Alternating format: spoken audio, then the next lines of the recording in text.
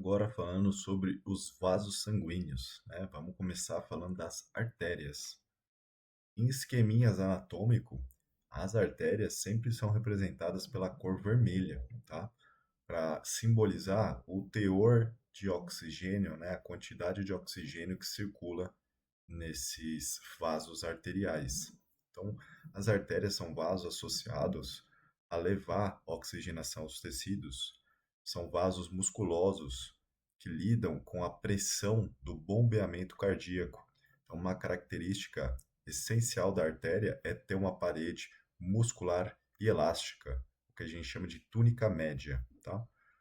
Então, as artérias são vasos responsáveis pela essa circulação do coração para os tecidos e para os órgãos, tá? Elas têm uma capacidade elástica e muscular muito grande.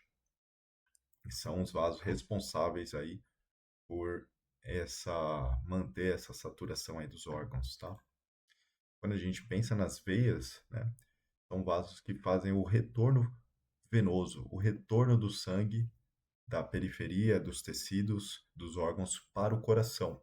E suas características têm essa ideia de retorno. Por exemplo, as veias elas contêm válvulas para tornar o fluxo unidirecional, né? Para que o fluxo sempre seja da região distal em direção ao coração. Então, as válvulas venosas fazem com que o fluxo sanguíneo seja unidirecional, da periferia para o coração, né? As veias têm paredes mais complacentes e finas do que as artérias. Então, as veias elas têm uma parede que tem um poder de dilatação maior, né, para acumular um volume de sangue maior. Esse sangue ele circula sob baixa pressão, baixíssima pressão e muito com auxílio dos músculos, da contração muscular, principalmente do membro inferior, tá? Então, uma distinção aqui que a gente pode fazer da artéria para a veia, não só levando em consideração a fisiologia, ou seja, o teor de oxigênio da artéria é muito superior do que o teor de oxigênio da veia, na maioria dos casos, né? A gente pode falar que a parede, a túnica média, ou seja, a parede média desses vasos é diferente. A artéria tem uma túnica média espessa, muscular e elástica, enquanto a veia, a túnica média, ela é menor, ela é mais fina, delgada, né? A artéria é um vaso muscular de parede grossa, a veia é um vaso que a parede é fina, larga, né? Molinha, digamos assim, mais complacente, para acumular maior quantidade de sangue ali. Tá? Então, as camadas dos vasos são ditas túnicas, né? Túnicas ou camadas.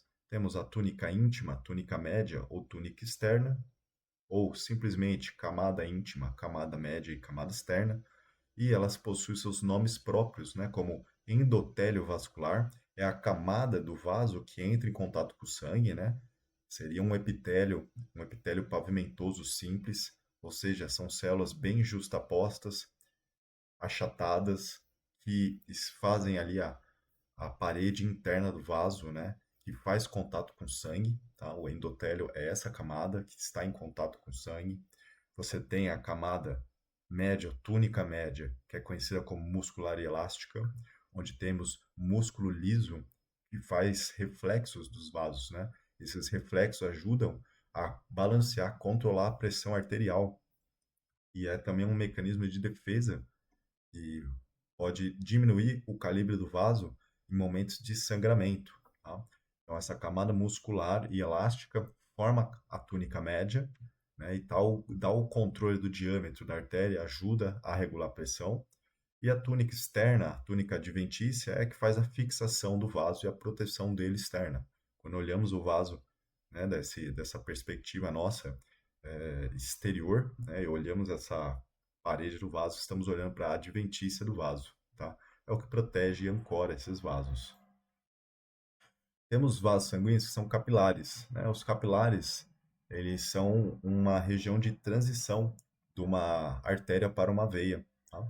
Então aqui nós temos uma representação de uma artéria, arteríola, perdão, né? A arteríola é um vaso arterial muito fino e temos a região do capilar, que é a troca, né? É um momento de troca do vaso com o ambiente que o cerca e é o momento de transição de uma artéria, de uma arteríola, de um capilar arterial para um capilar venoso, uma vênula e uma veia, certo? Então, temos uma região que, de um lado, vai trazer esse fluxo de oxigênio pela artéria, arteríola e capilar arterial, e outra região que vai fazer a drenagem do conteúdo de gás carbônico por meio de um capilar venoso, uma vênula e uma veia. Entre esses momentos de transição, há alguns esfíncteres, né? Esses esfíncteres de musculatura lisa controlam o fluxo sanguíneo nessa capilaridade tecidual, controlam quais desses vasos vão estar pérvio ao sangue ou vão ter maior fluxo de sangue, né? De forma que podem alguns desses vasos estarem mais eh, restritos à passagem de sangue, diminuindo ali o metabolismo de um órgão específico ou a circulação de sangue naquele órgão, né? Evitando ali um sangramento ou uma ativação desnecessária naquele momento, tá? Então, o nosso fluxo ele é controlado por esses esfíncteres pré-capilares, né? Que estão na região do leito capilar. Aí o capilar é um vaso que apenas tem o endotélio, que é uma camadinha bem fininha do vaso, né?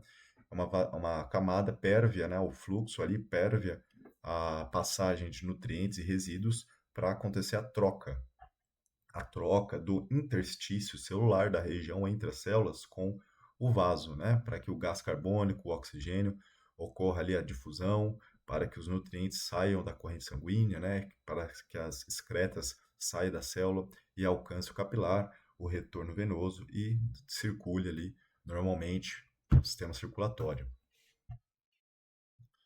E agora fechando aí o sistema circulatório, né, vamos dar um foco aí brevemente ao sistema linfático, né, em sua parte aí relacionada a essa circulação do fluido.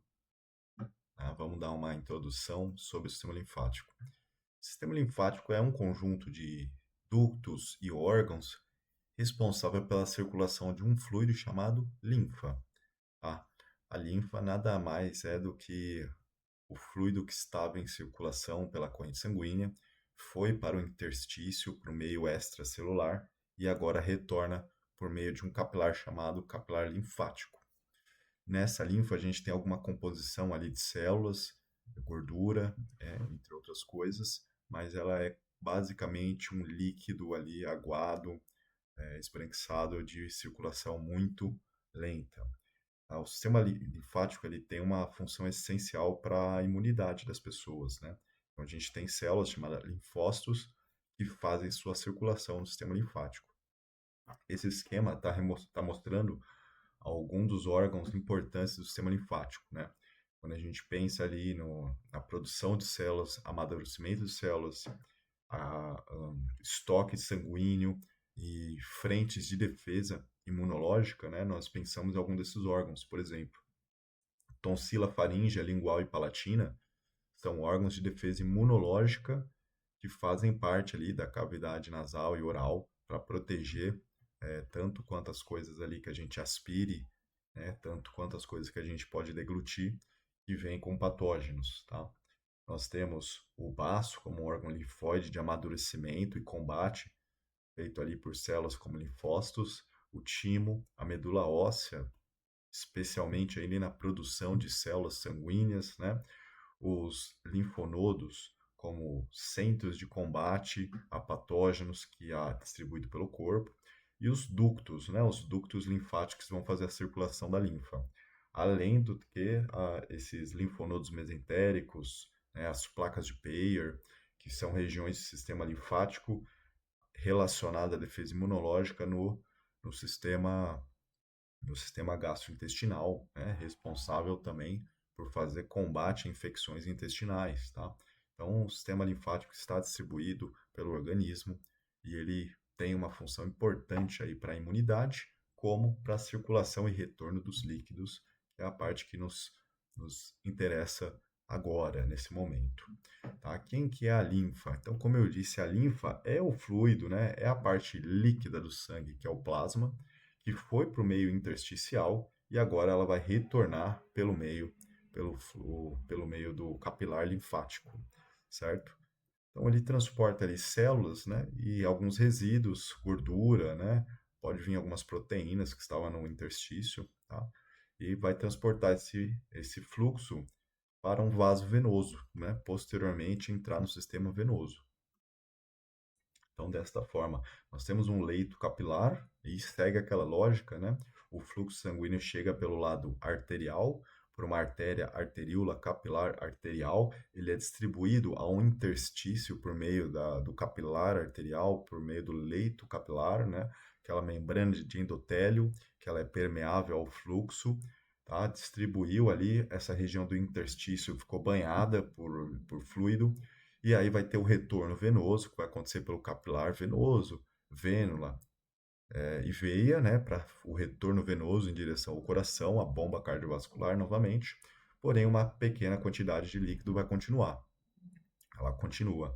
Quem vai fazer agora essa drenagem vai ser o sistema linfático, né? Esses vasos linfáticos que estão permeando aqui o interstício, eles têm um fundo cego, né? Eles têm uma terminação ali cega e ele retorna o líquido em direção ao seu linfonodo e do seu linfonodo para o sistema venoso. Então ele vai auxiliar, né, a circulação aí em retornar o líquido para o sistema venoso, para o sistema circulatório como um todo. Essa distribuição, né, do retorno venoso, ela não é simétrica, tá? Então a gente tem ali uma maior parte do corpo sendo drenada ali pelo ducto torácico, tá? Sendo a região esquerda do corpo, né? Toda a drenagem sendo feita pelo ducto torácico e a região direita do corpo, né, pelo ducto torácico, ou pelo ducto linfático direito, né? Então, o ducto linfático direito, ele faz a drenagem especificamente do lado direito da face, do tórax e do membro superior direito. E a maior região, né, a maior parte do corpo, ela é drenada pelo ducto torácico, ou seja, os membros inferiores direito e esquerdo, parte de pelve e abdômen, né, a parte do membro superior esquerdo, face esquerda, ela é drenada pelo ducto torácico, em direção ao ducto torácico. Depois o ducto torácico entrega, né, no ângulo da veia jugular para o sistema venoso. Tá? Aqui são as nossas referências, né, da onde nós tiramos conteúdo para essa aula. E aí, obrigado. Tamo junto, até a próxima.